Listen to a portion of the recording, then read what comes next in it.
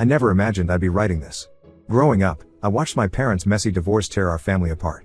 My dad cheated with his secretary, the most cliché thing ever. Mom never recovered, turned to drinking, and I spent my teenage years basically raising my younger sister. I promised myself I'd never put my future kids through that hell. But here I am, living my worst nightmare. Our story started 12 years ago. I was a junior in college studying construction management, and my brother Rob, 35M, was hosting a Super Bowl party. His girlfriend Julie, 34F, brought her friend Annie, 29F, along. Annie wore her dad's vintage football jersey and knew more stats than any of us guys. We talked until 3 a.m. that night, long after everyone else left. I knew she was special. We dated through college and the rough early years of our careers. Annie supported me when I worked 80-hour weeks as a junior project manager. I cheered her on through 3 promotions at her marketing firm. We lived in a tiny apartment, saved every penny, and dreamed about our future. Annie was the planner, she mapped everything out. House by 27, kids by 30, early retirement to travel the world. Rob and Julie got married first and bought a house in our dream neighborhood. When the place 2 doors down went up for sale, they called us immediately. We stretched our budget but made it work. That was 3 years ago. Since then, life has been perfect. Sunday family dinners became our tradition. Rob's kids started calling us Uncle Mike and Aunt Annie. Julie and Annie became inseparable, morning runs, cooking classes, weekend shopping trips. Everything changed last year when Rob's best friend Mark, 36M, moved back after his divorce. He told us his ex-wife cheated with their marriage counselor. Everyone felt bad for him. Rob wanted to help, so Mark became a regular at our gatherings. He seemed like a good guy at first, always offering to help with house projects, bringing wine to dinner, entertaining Rob's kids. Looking back, there were signs I ignored. Mark always sat next to Annie at dinner. They developed inside jokes I didn't understand. Annie started dressing up more when she knew he'd be around. She'd get texts late at night and smile at her phone. When I asked, she'd say it was work or Julie. I trusted her completely. Last Tuesday changed everything. It was raining at the construction site, so I headed home early. Mark's red pickup was in our driveway. This wasn't unusual, he sometimes used our pool or borrowed tools from our garage. But something felt wrong. The house was too quiet. Annie's car was there, but she hadn't answered my text about coming home early. I found them in our bedroom. The room we painted together last summer. The bed where we talked about our future kids. They were getting dressed, but it was obvious what had happened. Annie saw me first. Her face went white. Mark grabbed his shirt and tried to speak, but I just walked out. I drove aimlessly for hours. My phone kept buzzing but I couldn't look at it. I ended up at a hotel near the airport. After staring at the ceiling all night, I turned my phone back on. 47 missed calls from Annie, 15 from Rob, countless messages. Annie's messages evolved from "Where are you?" to "Please come home, we need to talk to I can explain everything." Rob's messages were different. Mark had shown up at his house drunk and confessed everything. This wasn't a one-time thing. They'd been meeting at our house for 4 months, whenever I was at work. Rob kicked Mark out and ended their 20-year friendship. I stayed at the hotel for 3 days. Julie brought me clean clothes and sat with me while I broke down. That's when I learned the full extent of Annie's betrayal. The affair started at Rob's birthday party in March. Mark had been pursuing Annie for months, random texts, convenient run-ins at stores, always offering help with any problem she mentioned. Annie used our family time to meet him. She'd arrive early to Sunday dinners, claiming she was helping Julie cook, but really meeting Mark in their garage. She manipulated Julie into covering for her multiple times, saying they were going shopping or to wine tastings when she was meeting Mark. Every room in our house now holds tainted memories. The kitchen where we danced while making dinner. The living room where we planned our future. The bedroom where I found them. It all feels poisoned. I can't go back. Update 1: The support from this community has been eye-opening. Every message helped me get through another day. After reading your advice, I met with a lawyer and filed for divorce. I texted Annie to clear out her stuff before I came home. She moved in with her parents. The last week revealed more than I ever wanted to know. Annie's dad showed up at my hotel room crying. He raised Annie as a daddy's girl, she was class president, never missed curfew, graduated top of her class. He kept asking where they went wrong in raising her. I told him they didn't, Annie made her choices as an adult. He hugged me and said I'd always be his son, regardless of what happens. Rob's taking this harder than anyone. He introduced us, brought Mark into our lives. Julie found messages between Annie and Mark on their shared family plan going back to January. The texts revealed everything. Annie and Mark had been apartment hunting together. She planned to leave me after my company's big project finished next month, said it would be the right time since I'd be getting my annual bonus. Mark's story about his divorce was a lie. Rob discovered Mark had cheated on his ex-wife with multiple women, including their neighbor and his ex-wife's cousin. His ex didn't cheat with their counselor, Mark made that up to gain sympathy. The lies keep unraveling. Those late marketing meetings? Dates with Mark. Monthly girls' wine club? Never existed. The yoga classes she started last fall? She spent those hours at Mark's apartment. She even used our anniversary dinner reservation to take him out while I was at a work conference in Houston. My favorite restaurant, where all the staff knew us. They must have seen them together. Annie's brother Tom, 31M, brought me more proof yesterday. He found Annie's secret credit card statements. She spent over $15,000 on gifts for Mark, designer watches, weekend trips, even a down payment on a jet ski. That money came from our joint savings, meant for our future kids' college funds. Julie finally confessed something that makes me sick. Annie had asked her to delete their home security footage multiple times, claiming she had been crying about work stress and didn't want me to worry. Now we know she was meeting Mark there when Rob traveled for work.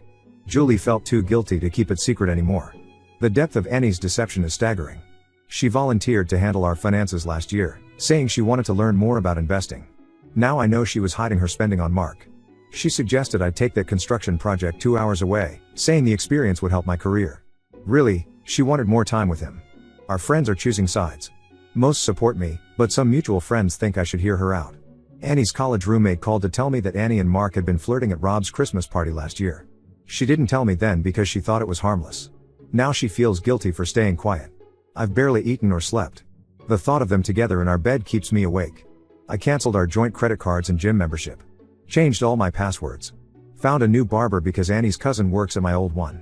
It's exhausting having to rebuild every aspect of my life. Update 2: These past 2 weeks have shown me how deep this betrayal goes. Annie's trying everything to stop the divorce. Her mother ambushed me at my hotel, camping outside until security removed her. Annie showed up at my construction site in tears, causing such a scene that my supervisor had to escort her out. She even enrolled in my morning CrossFit class, forcing me to switch gyms. Rob uncovered more about Mark's past that makes me sick. Turns out Annie wasn't his only married target. He had affairs with 2 other women from our social circle. Lisa, 33F, who suddenly moved across the country last year for a dream job, was actually running from her guilt after a 6-month affair with Mark. Then there was Rachel, 38F, my project manager's wife, who mysteriously divorced last spring. Rob exposed everything at our local pub where Mark was a regular. Mark's reputation crumbled overnight. He packed up and moved to Seattle last week. Annie's family is imploding over this. Her dad and brother are firmly on my side. They helped me pack her things and even hired a storage unit in their name so she couldn't find out where her stuff was. But her mom and sister have gone full damage control. They ambush me everywhere, the grocery store, gas station, even my doctor's office. They insist marriage is sacred and I need to fight for our love. They don't know about the apartment hunting or the money she stole. The most frustrating part is how some friends are reacting. Pete, 34M, who was supposed to be my friend first, suggested I was partly to blame because I worked long hours. He conveniently forgot how Annie encouraged me to take overtime projects. Monica, 31F, another college friend, said I should have noticed the signs sooner. I cut contact with anyone who tried to rationalize Annie's choices. Our couple's friends are dissolving into chaos. 2 other couples have started marriage counseling, paranoid that this could happen to them. Our monthly poker group disbanded because no one wants to be around Mark's other victims' husbands. The community pool where we all hung out got too awkward, too many whispers, too many pitying looks. Annie's mom started a prayer chain at their church for our marriage. Now random church members message me about forgiveness and redemption.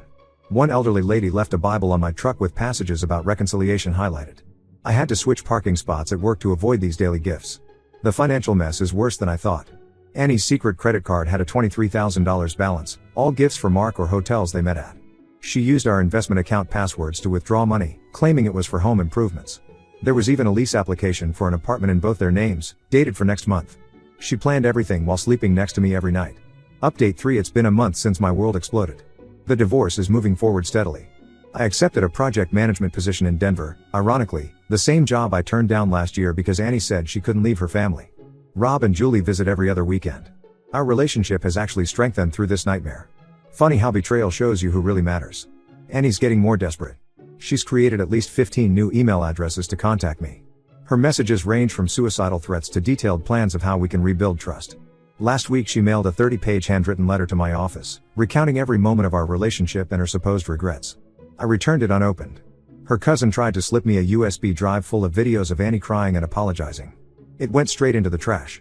Her dad's been a surprising source of support.